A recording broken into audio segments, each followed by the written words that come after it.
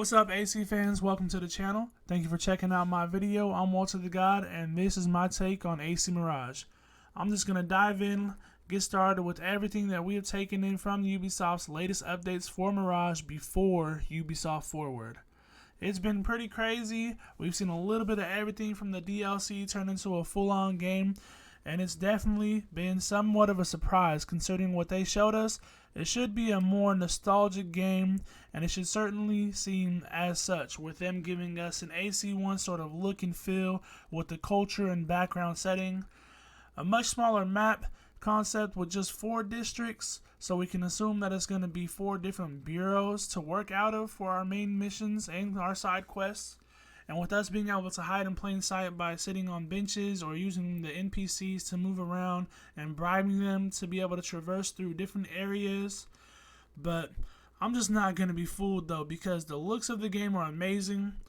We actually wanted to see an update with the parkour, but that's not much. There's not much going to happen with that. Sadly, the only thing that they did was make the movement a little bit more agile and more fluid, with making Basm quicker than Eivor was. So the parkour is going to be a little bit smoother. But one of the main things that they did show us that they added was a pole vaulting system that allows you to use a pole to vault from one building to the next, so you're not on the street being spotted by any of the enemies or any of the soldiers.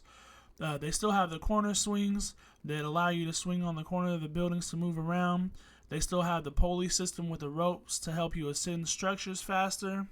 It does look a lot better than we expected though. A lot of the key aspects come from the stealth. It actually brings out that more of the assassin style game, as we can't just run through like the Vikings and take as much hits. That's not Basm's style. From what we've been told, he does get injured fairly easily, so he's a more sneaky and slippery character who likes to strike from the shadows. Me personally, I do actually like this approach. It's just easier to sneak up and assassinate someone rather than alerting everyone and having to fight multiple enemies, because they did show us that they have enemies that can call for reinforcements when needed, and we do have the smoke bomb to help us evade. They have shown different assassination animations with the throwing knives, the purse takedowns, the in the face assassination, like running up their body and stabbing them in the face. We've seen all these in previous games, so it's not really much to get excited about.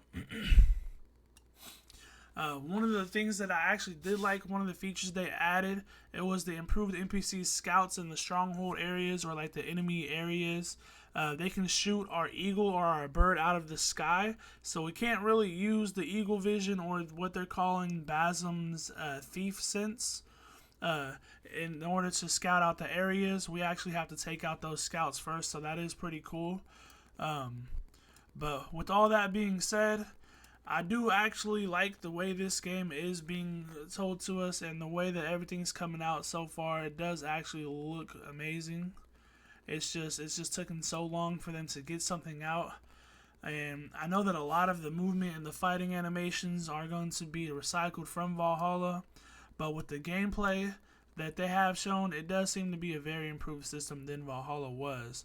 They did update a lot of it, and I'm just hoping that they can show us something more with Ubisoft Forward and just give us a better understanding of what we can actually expect with Mirage. Thanks for listening, y'all. Have a good one.